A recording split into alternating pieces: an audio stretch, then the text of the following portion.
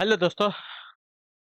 Good evening. नमस्कार। आपसे क्या एक बार जो है फिर से बहुत बहुत स्वागत है आप सभी का अपने यूट्यूब चैनल परीक्षा की शिक्षा में। उम्मीद करता हूँ, आशा करता है कि आपसे जो स्वस्थ होंगे, कुशल मंगल होंगे, तैयारी जो है बढ़िया और अच्छे तरीके से अपनी कर रहे हो। तो जो भी क्लास में फर्स्ट टाइम आया है, पहली बार आए हैं, उन सबको बता दीजिए कि हमारे चैनल पे आपकी जो बीएड प्लस परीक्षा 2026 का आपकी जो तैयारी था तो डेली बेसिस पे रेगुलर करवाई जाए। तो जिसे भी तैयारी पूरी करनी है, कंप्लीट करनी है, चैनल को सब्सक्राइब करके आप लोग हमारे साथ जुड़ जाएंगे। क्लास का समय देखिए, जीके जी इसकी जो है सुबह 10 बजे देखने को मिलती है। टीचिंग की क्लास जो है दोपहर को 1 बजे, कलाओं की जो क्लास है शाम को 4 बजे, और हिंदी की जो क्लास है शाम को 7 बजे आप सबको देखने को मिलती है। इसी टाइम पे क्लास से जुड़ के तैयारी को पूरा और कंप्लीट करना चाहते हो, ठीक है।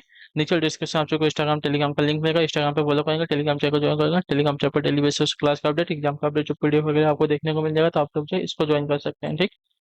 चलेंगे क्लास स्टार्ट करेंगे बिना किसी देरी के। एक एक क्वेश्चन आपके एग्जाम के लिए बहुत इंपॉर्टेंट है, ध्यान से एक एक क्वेश्चन को देखिएगा और उसका उत्तर देने की कोशिश करते हुए आगे बढ़ेंगे, ठीक है। चलिए। जिस हम तक क्लास को लाइक नहीं किया लाइक करेंगे, शेयर नहीं किया शेयर करेंगे, जिस हम तक चैनल को सब्सक्राइब नहीं किया सब्सक्राइब करेंगे। पहला नंबर आपका 51 नंबर से आपकी जो है क्लास स्टार्ट हो रही है, ठीक है। चलिए। उपयोगितावाद का जनक किसे माना जाता है? उपयोगितावाद का जनक किसे माना जाता है? हॉब्स को, रूसो को, बेंथम को, या हिगल को? तो देखिए, उपयोगितावाद का जो जनक है आपका बेंथम को माना जाता है, ठीक है। तो जो आपका सी वाला विकल्प देगा आपका राइट आंसर हो जाएगा। क्लियर सभी को इसके बारे में? आया ना? चलिए।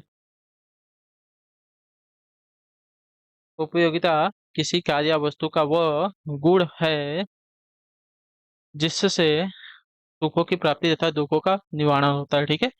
चलिए।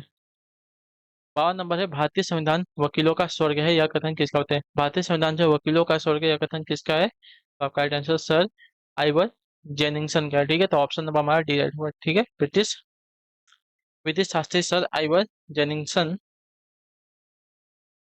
जेनिंग्स ने कहा था कि भारतीय संविधान जो है वकीलों का स्वर्ग है, ठीक है। चलिए।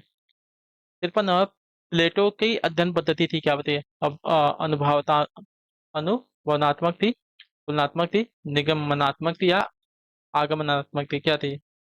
तो प्लेटो की अध्ययन पद्धति की अगर बात करेंगे तो आपका राइट आंसर होती है निगमनात्मक थी, ठीक है। ऑप्शन है जो आपका दिया गया सी विकल्प आपका राइट आंसर हो जाएगा, ठीक है। इस पद्धति का प्रयोग जो है उन्होंने अपने राजनीतिक चिंतन में किया है, ठीक है, जिससे इससे सामान्य सिद्धांत के आधार पर विशेष के संबंध में निष्कर्ष जो है निकाले जाते हैं, ठीक है।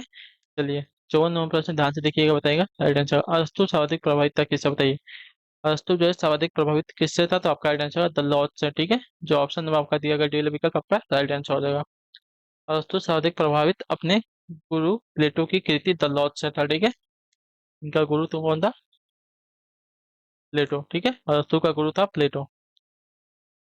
गार्नर के अनुसार राज्य के प्रमुखतः कितने आवश्यक तत्व, बताइए? गार्नर के अनुसार राज्य के प्रमुखतः कितने आवश्यक तत्व हैं? तो इसका राइट आंसर आपका हो जाएगा साथी यहाँ पे 4, ठीक है। जो आपका बी विकल्प देगा आपका राइट आंसर। जनसंख्या है, निश्चित भूभाग है, सुसंगठित सरकार या शासन, तथा आपका संप्रभुता। गार्नर के अनुसार राज्य के प्रमुख 4 आवश्यक तत्व हैं, ठीक है। 56 56 अविश्वास प्रस्ताव का अर्थ क्या होता है? अविश्वास प्रस्ताव का अर्थ क्या है? तो अविश्वास प्रस्ताव का अर्थ देखा जाएगा तो आपका राइट आंसर मंत्रिपरिषद में अविश्वास, ठीक है। तो ऑप्शन नंबर आपका सी दिया गया आपका राइट आंसर हो जाएगा। क्लियर? अविश्वास प्रस्ताव लोकसभा में केंद्र सरकार के खिलाफ विपक्षी पार्टी द्वारा दिया जाता है। इस प्रस्ताव का सामान्य स्वरूप है यह सदन मंत्रिपरिषद में अविश्वास व्यक्त करता है, ठीक है। चलिए अगला क्वेश्चन। 57 भारतीय संसद की समितियों में सबसे महत्वपूर्ण क्या है, बताइए? भारतीय संसद की समितियों में सबसे महत्वपूर्ण क्या है? तो भारतीय संसद की समितियों में सबसे महत्वपूर्ण अगर देखा जाएगा तो आपका राइट आंसर होगा लोक लेखा समिति है, ठीक है। जो आपका पहला विकल्प देगा आपका राइट आंसर हो जाएगा। चलिए अगले क्वेश्चन को देखेंगे आपका साथियों। 58 नंबर, संसद के दोनों सदनों के संयुक्त अधिवेशन की अध्यक्षता कौन करता है, बताइए? संसद के दोनों सदनों के संयुक्त अधिवेशन की अध्यक्षता कौन करता है? तो आपका राइट आंसर होगा स्पीकर करता है, ठीक है। लोकसभा का अध्यक्ष करता है। ऑप्शन नंबर जो ए दिया गया आपका राइट आंसर हो जाएगा। क्लियर सभी को? चलिए 59 ध्यान से देखिएगा, बताइएगा राइट आंसर होगा 59 पे। वेल्थ ऑफ नेशंस किसकी रचना, बताइए? वेल्थ ऑफ नेशन जो है किसकी रचना है? तो वेल्थ ऑफ नेशन जो है रचना है एडम स्मिथ की। तो ऑप्शन नंबर हमारा सी राइट होगा। क्लियर होगा? वेल्थ ऑफ नेशन जो एडम स्मिथ की रचना हो जाएगी। 60 पे बताइएगा राइट आंसर। निम्नलिखित में से किस पर्वत श्रृंखला को सह्याद्री कहा जाता है, बताइए? निम्नलिखित में से किस पर्वत श्रृंखला को सह्याद्री कहा जाता है? तो आपका राइट आंसर यहाँ पे हो जाएगा साथ ही यहाँ पे पश्चिमी घाट को, ठीक है। पश्चिमी घाट को जो है सह्याद्री कहा जाता है। तो ऑप्शन नंबर हमारा बी राइट होगा। क्लियर होगा? आया ना? चलिए। सह्याद्री जो है पश्चिमी घाट को कहा जाता है। अगला क्वेश्चन देखेंगे आपका साथियों है 61, 61 नंबर पे। ध्यान से देखिएगा, बताइएगा राइट आंसर क्या होगा, ठीक है।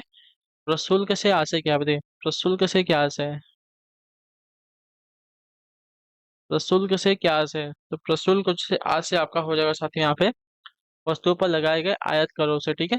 प्रशुल्क से आशय है वस्तुओं पर लगाए गए आयात कर से, ठीक। तो ऑप्शन नंबर जो आपका दिया गया बी विकल्प आपका राइट हो जाएगा। चलिए 62, 62 पे ध्यान से देखिएगा, बताइएगा राइट आंसर। नवीन कल्याणकारी अर्थशास्त्र के जन्मदाता कौन है बताइए, नवीन कल्याणकारी अर्थशास्त्र के जन्मदाता कौन है? तो आपका राइट आंसर यहाँ पे होगा पैरेटो, ठीक है। जो आपका दिया गया डी विकल्प आपका राइट आंसर हो जाएगा। नवीन कल्याणवादी, ठीक है, कल्याणकारी या कल्याणवादी अर्थशास्त्र के जनक जो आपका पैरेटो है, ठीक है।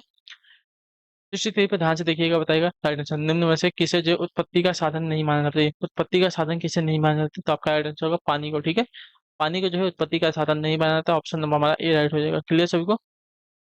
भूमि, श्रम, पूंजी तथा उद्यम ये सभी जो उत्पत्ति के साधन है पानी को छोड़कर, ठीक है। 64 नंबर ध्यान से देखिएगा, बताइएगा राइट। हवाला क्या है बताइए, हवाला क्या है? तो हवाला जो है विदेशी मुद्रा विनिमय का अवैध कारोबार है। तो ऑप्शन नंबर जो दिया गया यहाँ पे डी विकल्प आपका राइट आंसर हो जाएगा, ठीक है। हवाला जो है विदेशी मुद्रा विनिमय को अवैध कारोबार है। 65 नंबर बताइएगा सही तो जब मुद्रा की पूर्ति में वृद्धि होती है तो वस्तुओं के मूल्य में क्या होता है बताइए, जब मुद्रा की पूर्ति हो रही है तो वस्तुओं के मूल्य में क्या हो जाएगा, वस्तुओं के मूल्य में क्या हो जाएगा?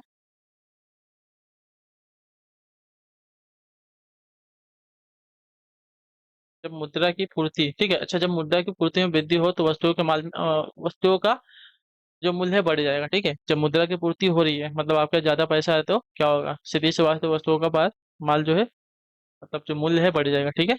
वस्तुओं का जो मूल्य है बढ़ जाएगा। चलिए 65 नंबर ध्यान से देखिएगा, बताइएगा राइट। निम्नलिखित में से कौन सा कथन आपका सत्य कथन दिया गया, ठीक है, सत्य कथन की बात कर रहे हैं।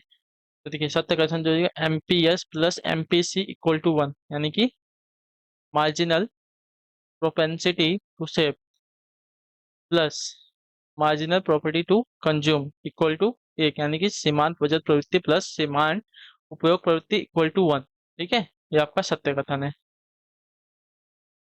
सापेक्ष आय परिकल्पना किसने प्रस्तुत की बताइए, सापेक्ष आय परिकल्पना किसने प्रस्तुत की है? तो आपका राइट आंसर हो जाएगा साथी यहाँ पे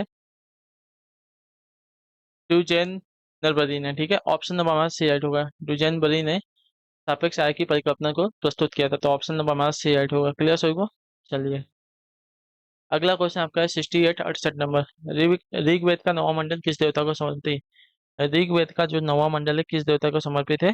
तो राइट आंसर आपका होगा सोम देवता को, ठीक है। जो ऑप्शन नंबर आपका दिया गया डी विकल्प आपका राइट आंसर हो जाएगा। ऋग्वेद के नवे मंडल में सोम देव का उल्लेख हुआ है। अगले क्वेश्चन को बढ़ेंगे 69, 69 नंबर। बंगाल का विभाजन किसके शासनकाल में हुआ था बताइए, बंगाल का जो विभाजन है किसके शासनकाल में हुआ था? तो आपका राइट आंसर होगा लॉर्ड कर्जन का, ठीक है। तो ऑप्शन नंबर जो ए दिया गया है राइट आंसर होगा बंगाल का विभाजन जो है लॉर्ड कर्जन के शासनकाल में हुआ था। तो ऑप्शन नंबर ए हमारा सही उत्तर। चलिए 70 पर ध्यान से देखिए, शिवाजी के मंत्रिपरिषद में प्रधानमंत्री को क्या कहते हैं बताइए, शिवाजी के मंत्रिपरिषद में प्रधानमंत्री को क्या कहते थे? तो शिवाजी के मंत्रिपरिषद में प्रधानमंत्री को जो है पेशवा कहा जाता था। ऑप्शन नंबर हमारा जो दिया गया बी विकल्प आपका राइट हो जाएगा। क्लियर?